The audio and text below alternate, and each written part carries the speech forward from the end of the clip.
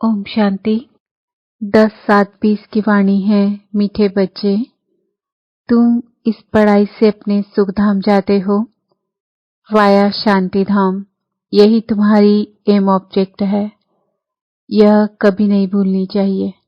प्रश्न, तुम बच्चे साक्षी होकर इस समय ड्रामा की कौन सी सीन देख रहे हो?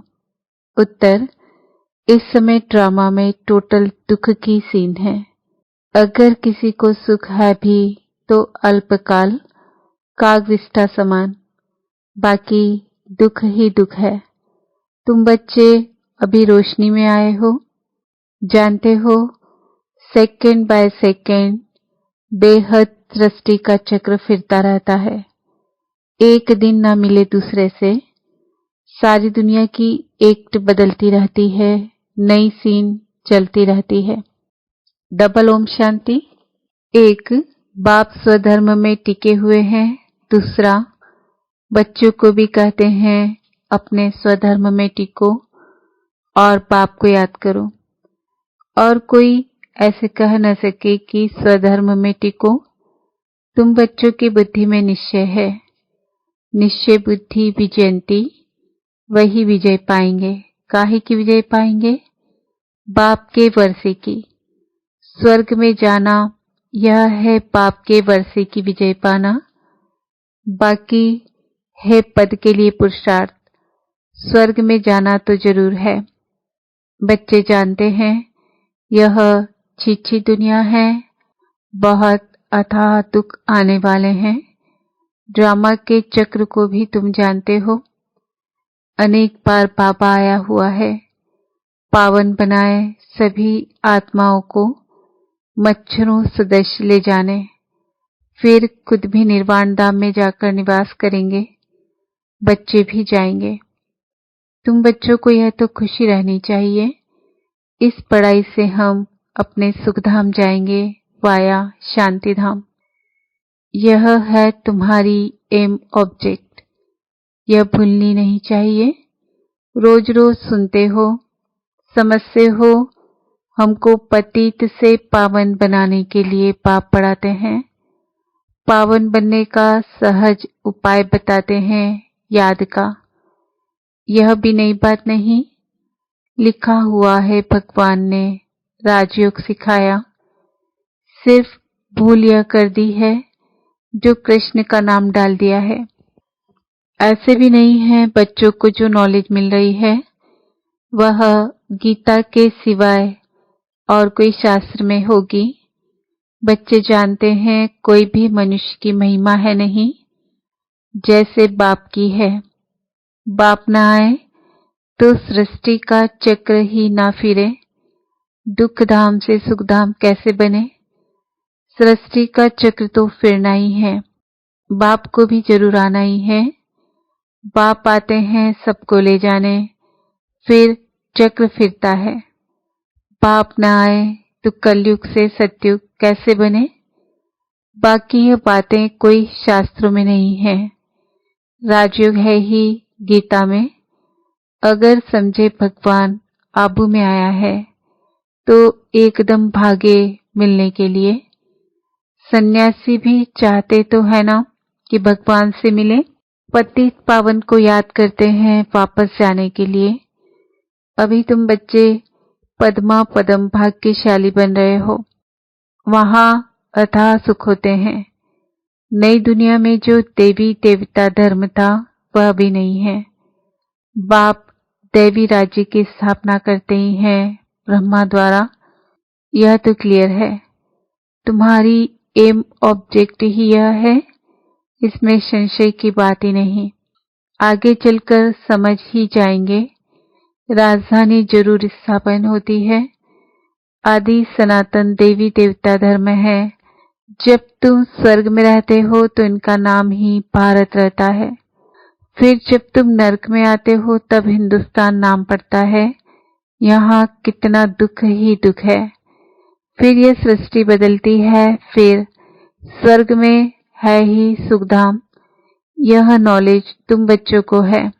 दुनिया में मनुष्य कुछ भी नहीं जानते। बाप खुद कहते हैं अभी है अंधियारी रात। रात में मनुष्य धक्के खाते रहते हैं। तुम बच्चे रोशनी में हो।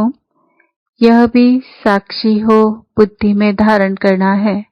सेकंड बाय सेकंड बेहद सृष्टि का चक्र फिरता रहता है। एक दिन न मिले दूसरे से सारी दुनिया की एक्ट बदलती रहती है, नई सीन चलती रहती है।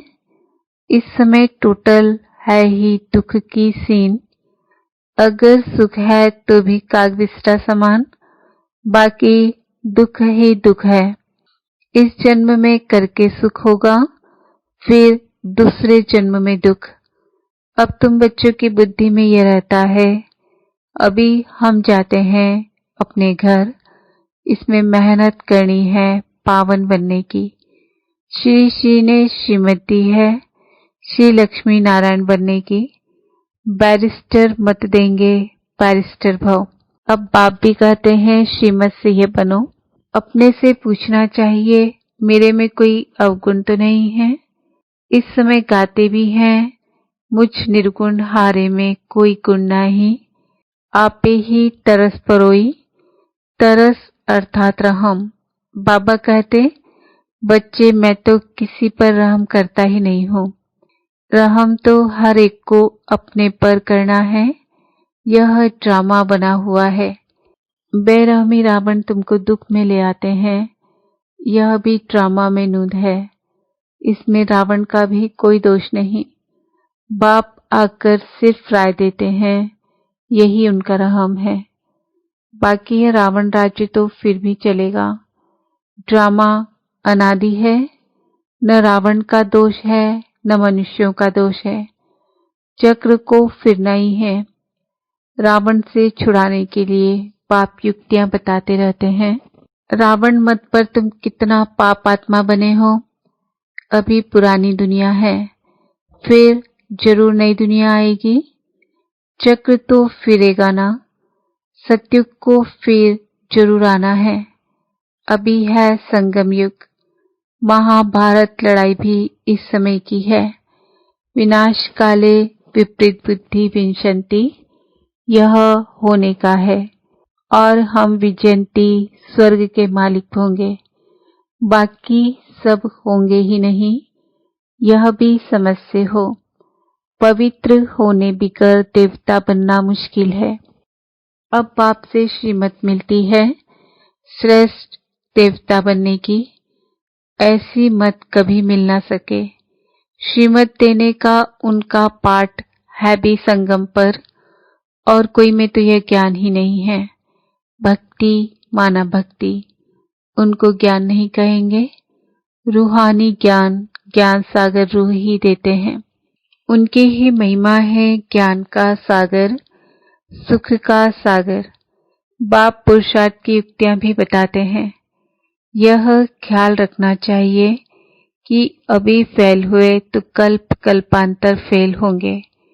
बहुत चोट लग जाएगी। श्रीमत पर न चलने से चोट लग जाती है। ब्राह्मणों का झाड़ पड़ना भी जरूर है। इतना ही बढ़ेगा जितना देवताओं का झाड़ है। तुमको पुरुषार्थ करना और कराना है। सैपलिंग लगती रहेगी, झाड़ बड़ा हो जाएगा। तुम जानते हो, अभी हमारा कल्याण हो रहा है। पतित दुनिया से पावन दुनिया में जाने का कल्याण होता है। तुम बच्चों की बुद्धि का ताला अभी खुला है। बाप बुद्धिवानों की बुद्धि है ना। अभी तुम समझ रहे हो, फिर आगे चल देखना किस किस का ताला खुलता है। यह भी ड्रामा चलता है। फिर सत्युग से रिपीट होगा। लक्ष्मी नारायण जब तख्त पर बैठते हैं तब संवाद शुरू होता है। तुम लिखते भी हो 1 से 1250 वर्ष तक स्वर्ग। कितना क्लियर है। कहानी है सत्यनारायण की, कथा अमरनाथ की है ना। तुम अभी सच्ची सच्ची अमरनाथ की कथा सुनते हो। उसका फिर गायन चलता है। त्योहार आदि सब इस समय के हैं। नंबर 1 पर्व है शिव बाबा की जयंती। कलयुग के बाद जरूर बाप को आना पड़े दुनिया को चेंज करने। चित्रों को कोई अच्छी रीति से देखें, कितना पूरा हिसाब बना हुआ है। तुमको यह खातिरी है, जितना कल्प पहले पुरुषार्थ किया है उतना करेंगे जरूर। साक्षी हो, औरों का भी देखेंगे, अपने पुरुषार्थ को भी जानते हैं। तुम भी जानते हो। स्टूडेंट अपनी पढ़ाई को नहीं जानते होंगे, दिल खाएगी जरूर कि हम इस सब्जेक्ट में बहुत कच्चे हैं, फिर नापास हो जाते हैं। इम्तिहान के टाइम जो कच्चे होंगे उनकी दिल धड़कती रहेगी। तुम बच्चे भी साक्षात्कार करेंगे, परंतु नापास तो हो ही गए, कर क्या सकते हैं। स्कूल में नापास होते हैं तो संबंधी भी नाराज, टीचर भी नाराज होता है। कहेंगे हमारे स्कूल से कम पास हुए तो समझा जाएगा कि टीचर इतना अच्छा नहीं, इसलिए कम पास हुए। बाबा भी जानते हैं सेंटर्स पर कौन कौन अच्छी टीचर हैं, कैसे पढ़ाती हैं, कौन कौन अच्छी रीति पढ़ा कर ले आती हैं, सब मालूम पड़ता है। पापा कहते बादलों को लाना है, छोटे बच्चों को ले आएंगे तो उनमें मोह रहेगा। अकेला निकल कर आना चाहिए तो बुद्धि अच्छी रीति लगी रहे। बच्चों को तो वहां भी देखते रहते हैं। बाप कहते हैं यह पुरानी दुनिया तो कब्रिस्तान होनी है। नया मकान बनाते हैं तो बुद्धि में रहता है ना, हमारा नया मकान बन रहा है। धंधा आदि तो करते रहते हैं, परंतु बुद्धि नए मकान तरफ रहती है। चुप कर तो नहीं बैठ जाते। वह है हद की बात, यह है बेहद की बात। हर कार्य करते हुए स्मृति रहे कि अभी हम घर जाकर फिर अपनी राजधानी में जाएंगे तो अपार खुशी रहेगी। बाप कहते हैं बच्चे अपने बच्चों आदि की संभाल भी करनी है, परंतु बुद्धि वहां लगी रहे। याद ना करने से फिर पवित्र भी नहीं बन सकते। याद से पवित्र, ज्ञान से कमाई। यहाँ तो सब है पतित, दो किनारे हैं। बाबा को खेवैया कहते हैं, परंतु अर्थ नहीं समझते। तुम जानते हो बाप उस किनारे ले जाते हैं। आत्मा जानती है हम अब बाप को याद कर बहुत नजदीक जा रहे हैं। खिवैया नाम भी अर्थ सहित रखा है ना। यह सब महिमा करते हैं, नैया मेरी पार लगाओ। सतयुग में ऐसे कहेंगे क्या, कलयुग में ही पुकारते हैं। तुम बच्चे समझ से हो, बेसमझ को तो यहाँ आना नहीं है। बाप की सख्त मना है, निश्चय नहीं तो कभी नहीं ले आना चाहिए। कुछ भी समझेंगे नहीं। पहले तो 7 रोज का कोर्स दो, कोई को तो 2 रोज में भी तीर लग जाता है। अच्छा लग गया तो फिर छोड़ेंगे थोड़े ही। कहेंगे हम 7 रोज और भी सीखेंगे। तुम झट समझ जाएंगे यह इस कुल का है। तेज बुद्धि जो होंगे वह कोई बात की परवाह नहीं करेंगे। अच्छा, एक नौकरी छूट जाएगी, दूसरी मिलेंगे। बच्चे दिल वाले जो होते हैं उनकी नौकरी आदि छूटती ही नहीं है, खुद ही बंडर खाते हैं। बच्चा कहती है हमारे पति की बुद्धि फेरो। बाबा कहते हैं मुझे मत कहो, तुम योग बल में रह फिर बैठ ज्ञान समझाओ। बाबा थोड़ी ही बुद्धि को फेरेंगे, फिर तो सभी ऐसे धंधे करते रहेंगे। जो रस्म निकलती है उनको पकड़ लेते हैं। कोई गुरु से किसको फायदा हुआ सुना तो बस उनके पीछे पड़ जाते हैं। नई आत्मा आती है तो उनकी महिमा तो निकलेगी ना। फिर बहुत फॉलोअर्स बन पड़ते हैं, इसलिए इन सब बातों को देखना नहीं है। तुमको देखना है अपने को। हम कहाँ तक पढ़ते हैं? यह तो बाबा डिटेल में जैसे चिट चैट करते हैं, बाकी सिर्फ कह देना बाप को याद करो। यह तो घर में भी रह कर सकते हो, लेकिन ज्ञान का सागर है तो जरूर ज्ञान भी देंगे ना। यह है मुख्य बात, मन मना भाव। साथ में सृष्टि के आदि मध्य अंत का राज भी समझाते हैं। चित्र भी तो इस समय बहुत अच्छे अच्छे निकले हैं, उनका भी अर्थ बाप समझाते हैं। विष्णु की नाभि से ब्रह्मा को दिखाया है, त्रिमूर्ति भी है। फिर विष्णु की नाभि से ब्रह्मा, यह फिर क्या है? बाप बैठ समझाते हैं। यह राइट है या रॉन्ग है? मनोमय चित्र भी ढेर बनाते हैं ना। कोई कोई शास्त्रों में चक्र भी दिखाया है, परंतु कोई की कितनी आयु लिखती है, कोई ने कितनी। अनेक मत है ना। शास्त्रों में हद की बातें लिखती है। बाप बेहद की बात समझाते हैं कि सारी दुनिया में है रावण राज्य। यह तुम्हारी बुद्धि में ज्ञान है।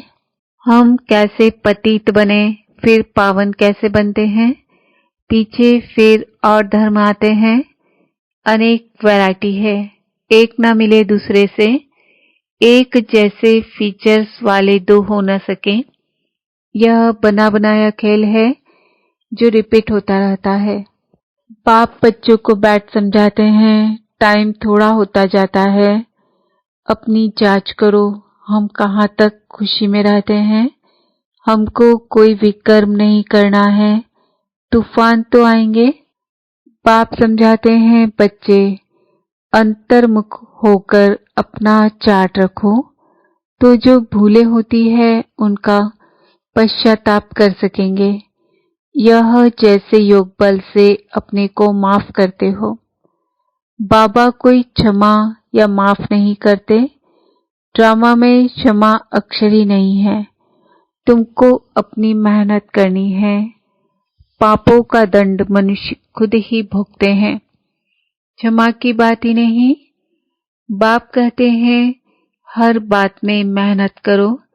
बाप बैठ युक्ति बतलाते हैं आत्माओं को। बाप को बुलाते हो, पुराने रावण के देश में आओ, हम पतितों को आकर पावन बनाओ। परंतु मनुष्य समझते नहीं।